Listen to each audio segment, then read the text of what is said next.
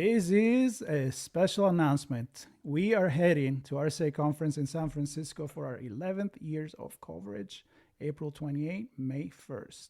And as always, we're bringing you keynotes, conversations with organizers, speakers, industry leaders, plus the latest insights from the world of cybersecurity. And we'll reconnect with old friends, meet new ones, and of course, we want you and your company to join us. We have a few spots left for full sponsorship and our on-location briefings.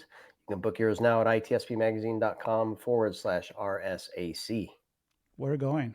And you're coming with us.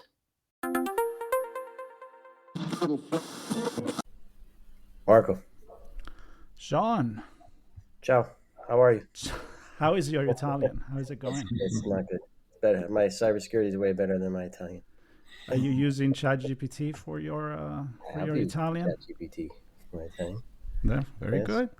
That's a luxury. See, the best was having chats with your mother when I drove through or went through Florence. That was really nice.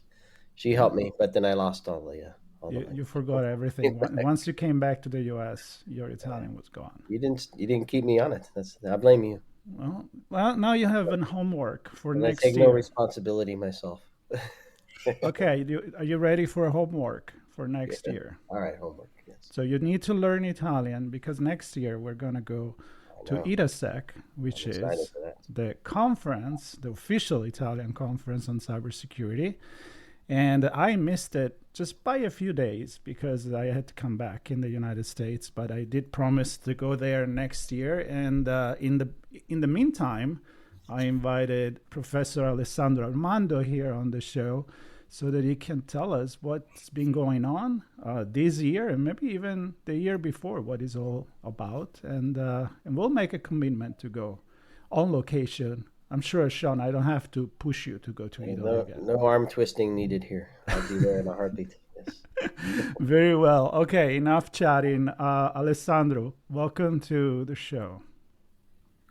Thank you. Thank you very much for the kind invitation. I'm very glad to be here and to talk with you. So about ITASEC. So ITASEC is a national cybersecurity conference that we held annually in Italy. So since 2016. So each year in a different city, and this year was in Bologna. The novelty this year that it was a joint conference. So let me explain a bit about ITASEC first. So ITASEC is the result of the product of a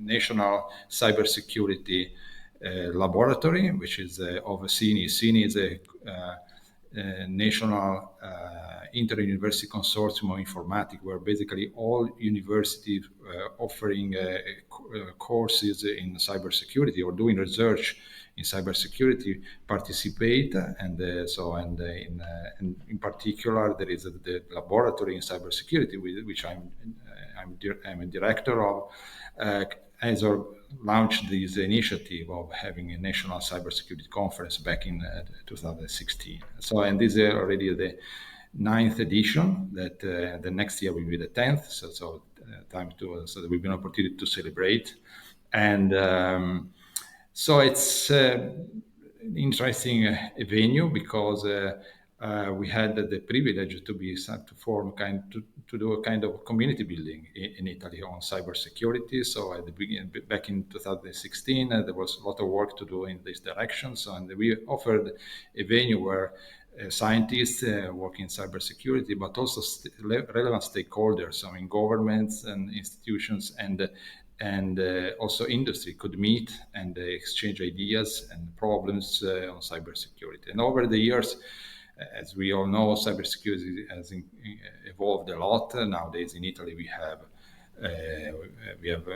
also a national cybersecurity agency, and this we're very happy to host them in ITASEC and letting them explain what they do and the support they are giving to the national community, industry, and the public administration to help them getting more secure.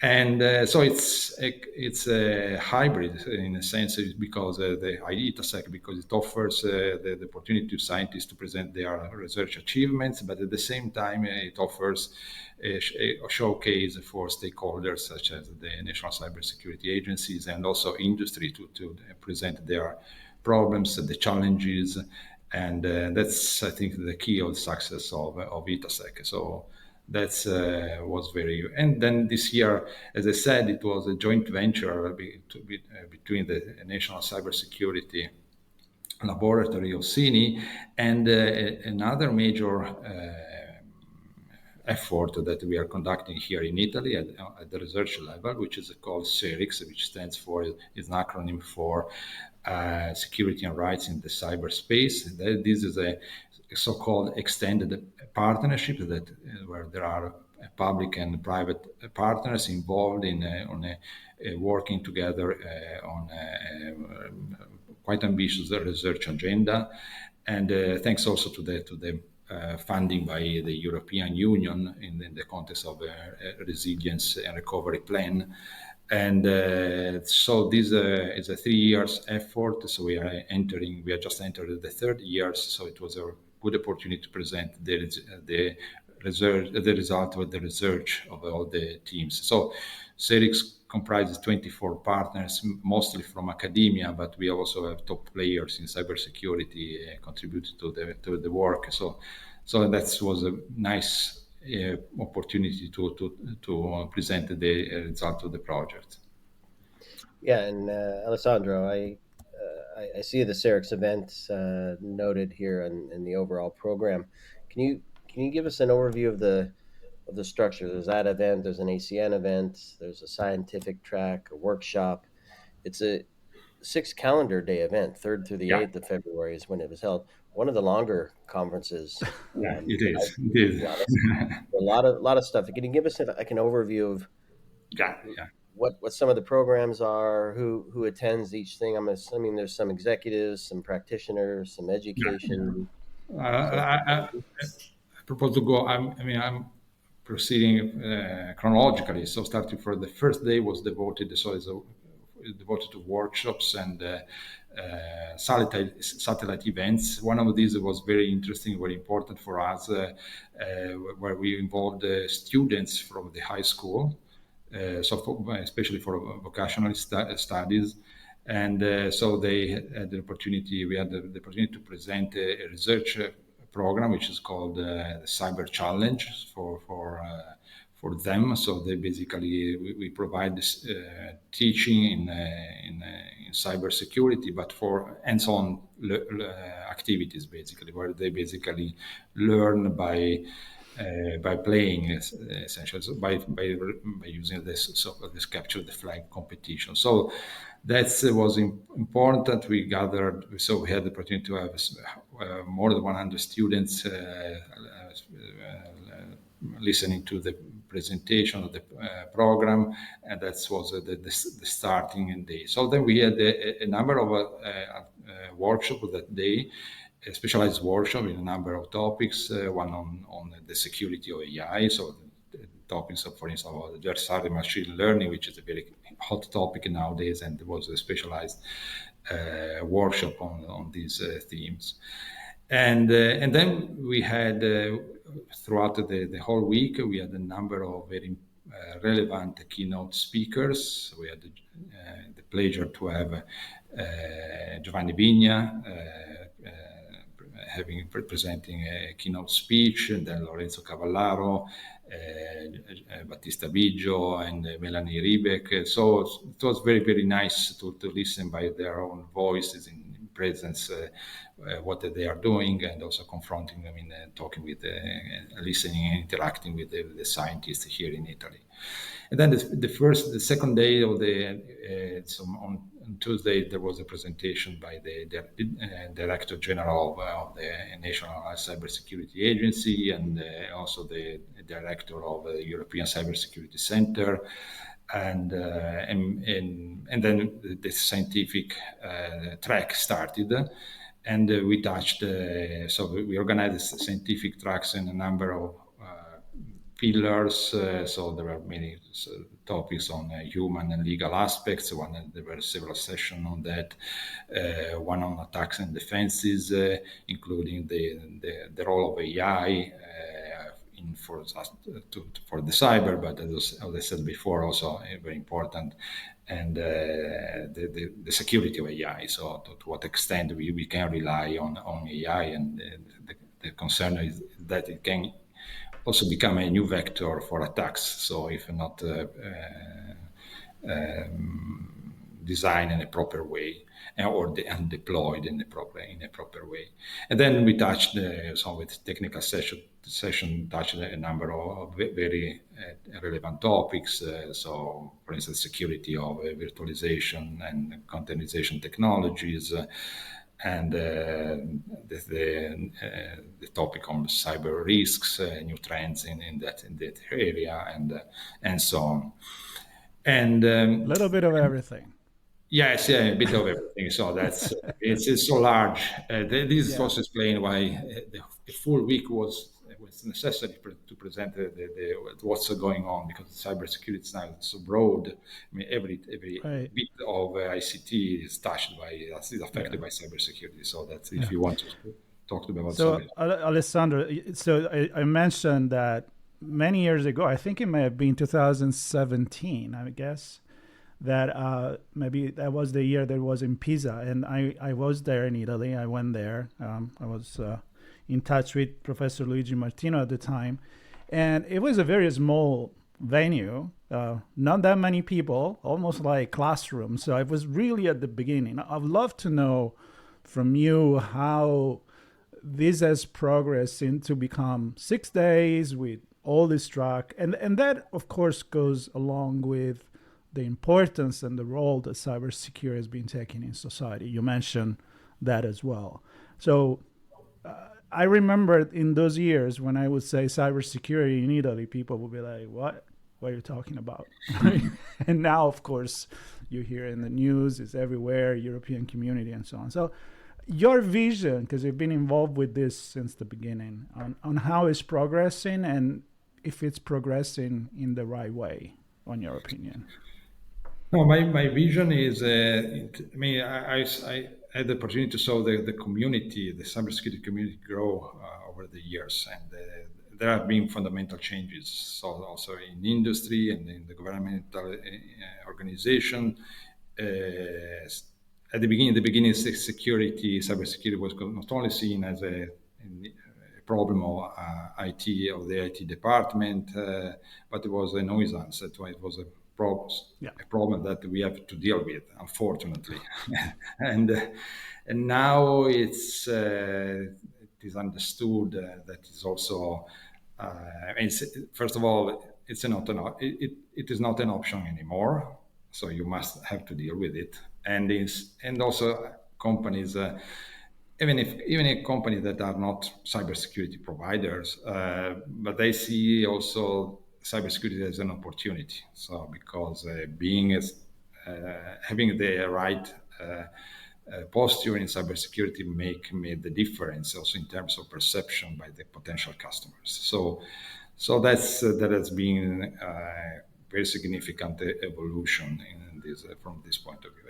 And there is also, of course, now growing interest in also because, as you know, in Europe we have these tendencies to emphasize the normative part, and so there have been a number of very important laws and regulations in cybersecurity.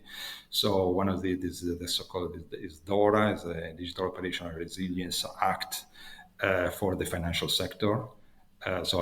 This morning I was had the opportunity to participate in a meeting organized by Bank of Italy concerning the implementation of these regulations. Very important, and it provides very significant advanced approach to cybersecurity. So in particular, so-called threat-led penetration testing. So financial institutions, especially the big ones, are mandatory must undergo penetration testing on the systems that are under production. So that's not trivial test to be to conduct on the financial sector. So, and this just for the financial sectors. Now, in a few weeks ago, and there was also other. There is implementation of the NIS2 directive, which is also affecting it, or also in just in Italy. Only in Italy, 40,000 companies are affected, as must be basically comply with this new directive. So, but this Alessandro, can I pause you? I'm curious. One thing we'd like to explore is kind of the different cultures and I'll say maturity level of different regions around the world. Obviously, Italy being part of the EU, there's a lot driven by the European Union into Italy. But what's your perspective on the culture and the mindset within Italy, and perhaps as a driver of better security maturity, not just in Italy, but into back into Europe and perhaps around the world? So my perception is that I mean there are a number of regulations that are being implemented right now. A few years ago, I had the perception that there was there was no complete understanding of the need to follow this regulation. But now, in the light of the new developments, companies and organizations, and there is understanding that something. So this is not just a compliance. It's not just a compliance issue. So these are homeworks that must be done basically. And of course, the problem is that this comes with a cost. I mean, implementing threat-led penetration testing for a financial institution is a cost. I mean, large banks can afford this. Smaller, of course, they are not. It is not mandated for smaller companies, but still, it will be beneficial to them. But it comes with a cost. Let's talk a second about that, because Sean and I have been talking about this for 10 years with ITSP magazine, which is it needs to be stopped. We need to stop to look at this just as a cost, and the famous department of no, right? You said that at the beginning. IT is annoyance when it comes to security, but then we noticed, especially maybe in the US, and that it becomes an asset, meaning we are secure, we take care of your privacy, we care about blah blah blah. It becomes branding and marketing as well. So are we at the point, I guess, to go deeper in Sean's question, where the perception is changing and being secure is not just a cost, but is an investment? Yeah, that's absolutely. I at least think companies and organizations in general understand that. So the problem is that it's an investment. The problem is that there is a lot of pressure on companies nowadays for a number of reasons, and so I don't think it's an issue of willingness to undertake and implement a cybersecurity program. Of course, I'm generalizing a bit. There are right. No, of course. But the tendency is that but there are many other concerns nowadays. The company is facing a lot of strains in different directions. But for sure, cybersecurity is very well perceived, and so I'm sure you're aware of the risk barometer of Alliance that they publish every year, and cyber risk is a top concern, considered the most relevant risk for businesses in general. So, along with them, there are other concerns. So the effect of climate change, and that are very important, but still cyber risk is top in this list. So I think the businesses, they know that this is a major issue. Right. Alessandro, sorry, Marco. No, go for Just it. on this point. So I think it's one slice of the pie from the business perspective. Obviously, we looked at the policy. You mentioned education being a big part of ITASEC. where does Italy stand in terms of a workforce that's ready, willing, excited, able to participate in the challenges and opportunities ahead?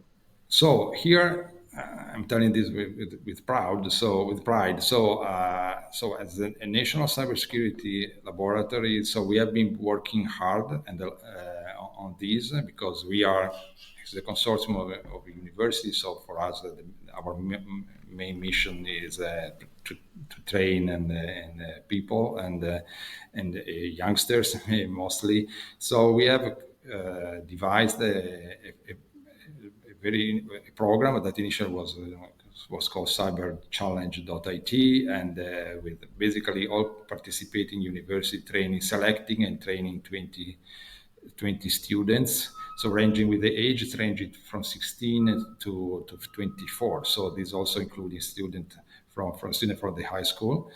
So initially there was just one university, the University of Rome. The second year we were six university, and now we are 50.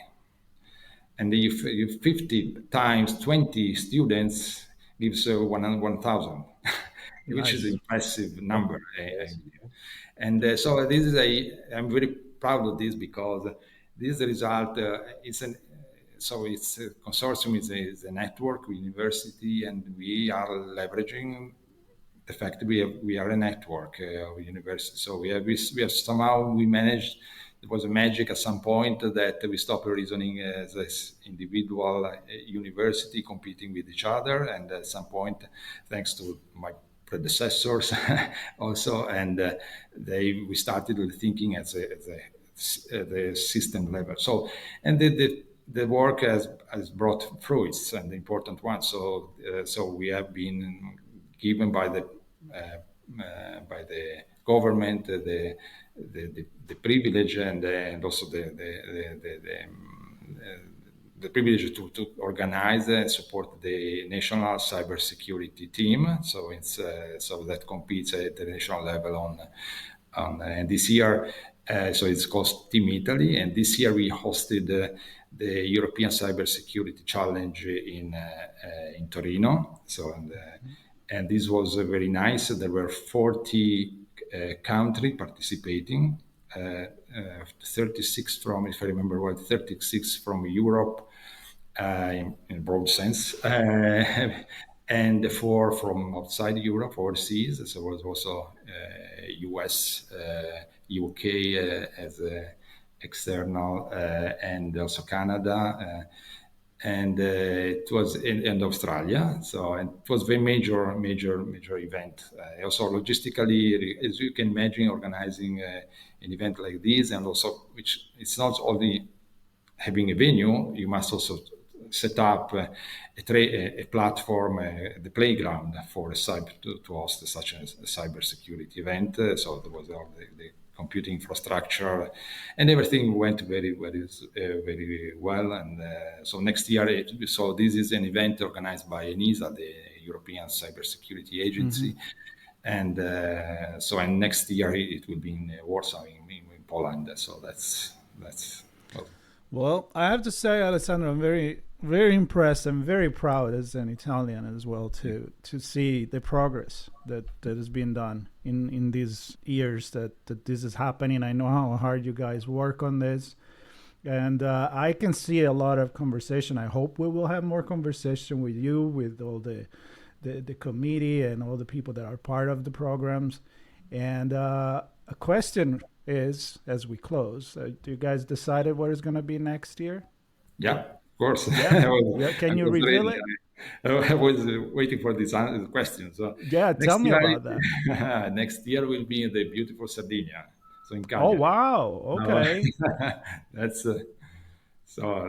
that's interesting. So I guess I never been to Sardinia, so that would be my excuse, hopefully, to be there. It's definitely a beautiful place to check out. So I look forward to see you all in Absolutely, and hopefully we'll get to see you before that as well. We with all our coverage, we will be in London in June for InfoSecurity Europe, and I know that Sean is going to be in Barcelona for a WASP. Am I right? A WASP right. Global. And we always need just one single excuse to tell us to go around the world, and we Very will close. certainly go. Well, Alessandro, thank you so much. I would love to have you back, even before next year's event, and of course, I'll get in touch with you when I will be in Italy. Hopefully, we'll get the opportunity to meet in person. And great job. I love what you guys are doing. We'll of course put the link to the website on the notes, and I hope it keeps growing. I hope it keeps growing every year, and it's not going away. Cybersecurity, it's not going away. Yeah. So buckle up. Congratulations, and keep up the good work. Hopefully, you have a good team surrounding you to help. Very good. Thank you all. Thank you, Marco. Yep. Thank you, Sean. It was a pleasure. And for everybody else listening, I hope you enjoy the conversation. Stay connected with us. Subscribe to On Location with Sean Martin and Marco Ciappelli, which is me, as we have a lot more going on and talking from either on location as we go there physically, or if we can't, like this one, we'll just use technology. And come See to you somewhere, somehow in the future. Exactly. Take care, everybody. Thank you. Bye-bye.